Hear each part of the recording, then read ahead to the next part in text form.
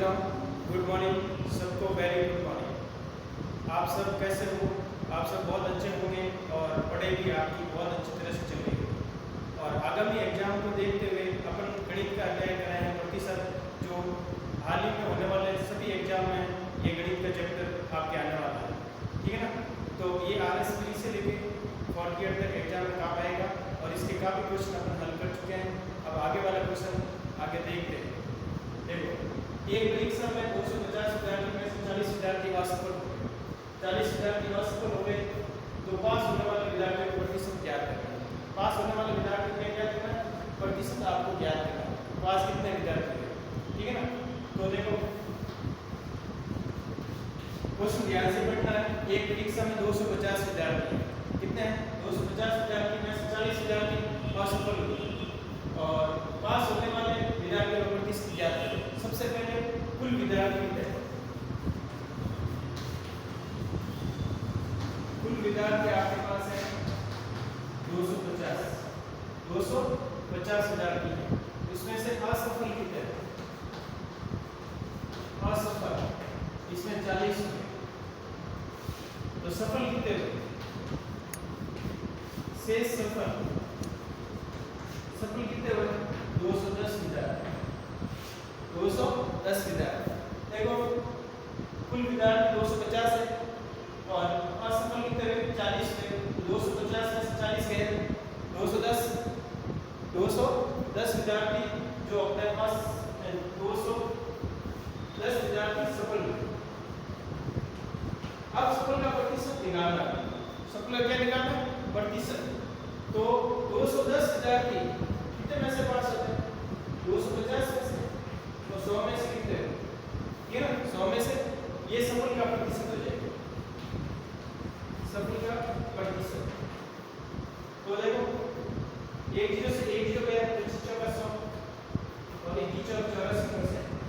84% विद्यार्थी जो सफल, 84% विद्यार्थी क्या हुए? सफल हो गए। क्या हो गए? सफल। इनमें से असफल नहीं निकाल सकते हैं। असफल तो वैसे अपने पास ऐसे किया, वैसे निकाल सकते हैं। असफल कितने हैं? तो अपना ये भी संख्या नहीं दी गई, प्रतिशत दिया हुआ है। प्रतिशत दिया हुआ है कि 84% सफल होता है तो असफल कितने होंगे? 100 में से 84 निकालते हैं तो 16%। 16% विद्यार्थी क्या हुए? असफल। क्या हुए? असफल। यदि अपन 40 निकालना चाहते हैं तो 40 है और 16 के बराबर है।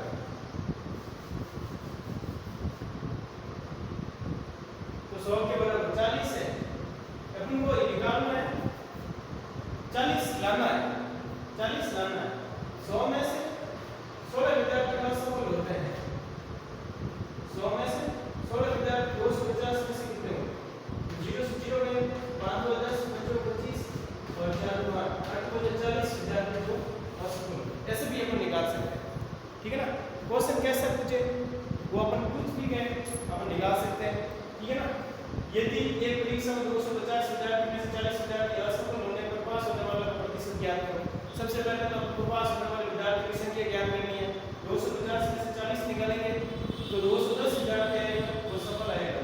और सफल 210 में 250 में 100 करेंगे तो 100 करने पर अपने पास 84% है, वो सफल विद्यार्थी है। 84% क्या है? सफल विद्यार्थी को प्राप्त हो गया, ठीक है ना। इसी प्रकार अब 100 है टोटल, माना कि 100 में से 84 निकाला, 84% तो 16% है वो असफल है। 16% हमने 40 दिया तो 40 लाना है।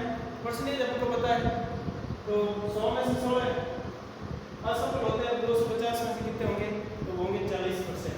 40 विद्यार्थी कितने होंगे? 40 विद्यार्थी। आगे वाला क्वेश्चन देखो, प्रिय मित्रों, ऐसे क्वेश्चन में कुछ भी पूछ सकता है आपको, तो वो सब बातें ध्यान रखनी है। यदि असफल का परसेंटेज दिया हुआ है तो सबसे पहले परसेंटेज दिया हुआ है तो भी हम निकाल सकते हैं असफल की संख्या, और सफल का परसेंटेज दिया हुआ है तो भी हम निकाल सकते हैं, ठीक है ना। इनमें से एक संख्या अपन को प्राप्त होनी चाहिए, सफल या असफल की अपन को नंबर पता होना चाहिए, तब अपन ये निकाल सकते हैं। थैंक यू मित्रों। आगे वाला क्वेश्चन देखते हैं और ऐसे क्वेश्चन में थोड़ा सा आपको 100 मान के चलना पड़ेगा और सफल या असफल जो विद्यार्थी है वो माइनस करना पड़ेगा, तब आप आगे वाला देखो प्रिय मित्रों, क्वेश्चन देखिए आगे वाला क्या कह रहा है। हरि को एक परीक्षा में उत्तीर्ण होने के लिए 36% अंक प्राप्त करना है। कितना करना? पास होने के लिए उसको 36% अंक चाहिए। करने के लिए उसने 40% अंक प्राप्त किए और 9 अंकों से अनुत्तीर्ण रहा तो गुणा ज्ञात करना। क्या ज्ञात करना? गुणा ज्ञात करना। तो नेक्स्ट क्वेश्चन क्या है? सबसे पहले आपको पास कितना हो रहा था? पास उसको 36% चाहिए, लेकिन उसको प्राप्त कितने? प्राप्त 24%। प्राप्त कितने? 24%। 36% लाना था, वो 24% अंक लाए, वो 9 अंकों से फेल हो गए। 9 अंक से क्या हो गए? फेल मतलब असफल हो गए। 9 अंक से क्या हो गया? असफल। तो ये चीज अब उसमें से आपको अंतर देखना है। परसेंटेज का अंतर कितना दिया? 36 माइनस 24, 12% का अंतर है। और अंकों में अंतर कितना का? 9 का अंतर है। 9 अंक से वो फेल हो गया, तो अंतर 9 का है। तो अंतर कितना है? अंतर 9 का है।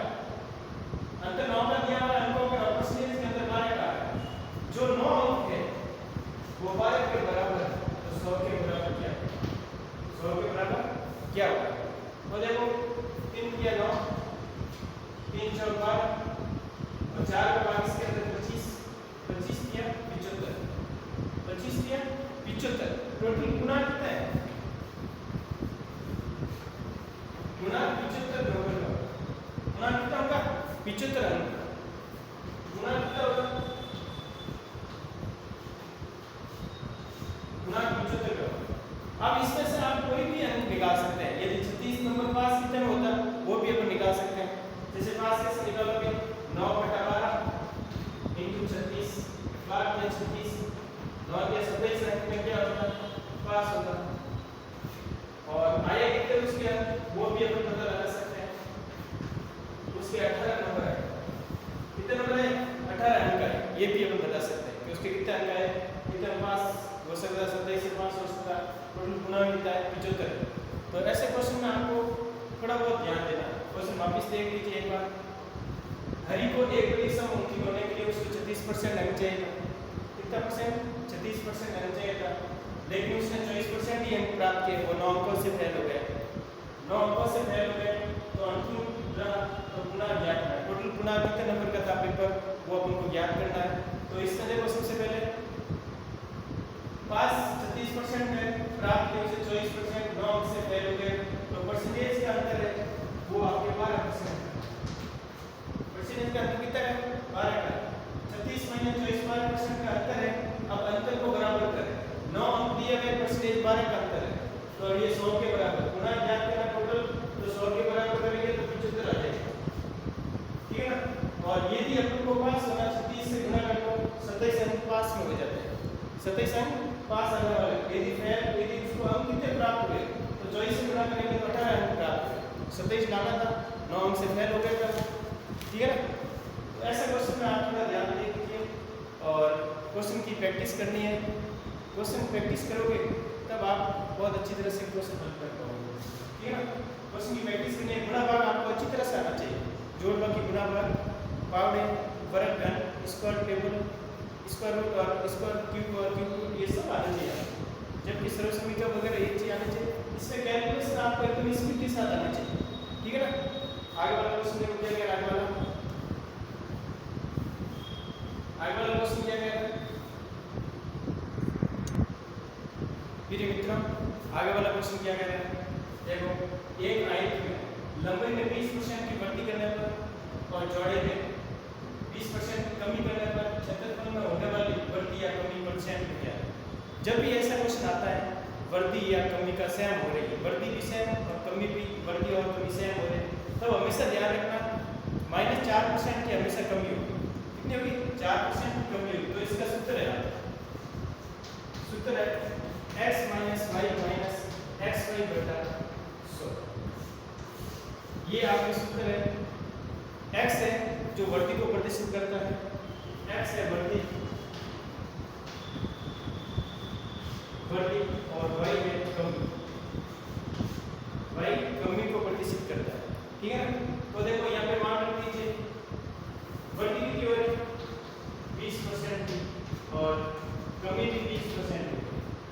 क्या हो गए 20% के हो गए, तो यहाँ 20 माइनस 20 इंटू 20 बटा 100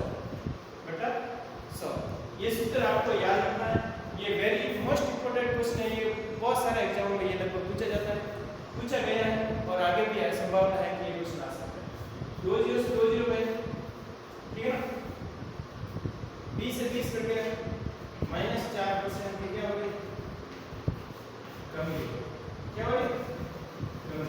ये क्वेश्चन हमेशा एग्जाम में पूछा जाता है कि कमी कितने परसेंट की होगी, तो ऐसा क्वेश्चन फिक्स है कि आते हैं, इसका फॉर्मूला आपको आना चाहिए, मैं सूत्र आपको ये सूत्र आपको आना चाहिए।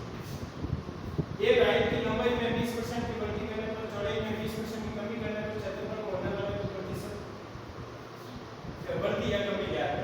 तो जब भी आपके लंबाई और चौड़ाई में सेम वृद्धि कमी हो तो ये सूत्र लगता है x minus y minus xy upon 100। जब कमी होती है, कमी और वृद्धि, तब ये साइन माइनस का लगेगा, ठीक है ना। थैंक यू मित्रों, ओके, ऑल द बेस्ट। आगे वाले क्वेश्चन अपन और सॉल्व करते हैं और जो मैंने क्वेश्चन कराया उसकी प्रैक्टिस आपको करनी है। क्वेश्चन की प्रैक्टिस करोगे तब आपके क्वेश्चन ज़्यादा सही होने के चांस बचेंगे, ठीक है ना, चांस होंगे। और आपको पता है मैथ्स में 100% आंसर आता है, इसलिए आपको प्रैक्टिस तो करनी है। थैंक यू मित्रों, ओके, ऑल द बेस्ट। आगे वाला क्लास में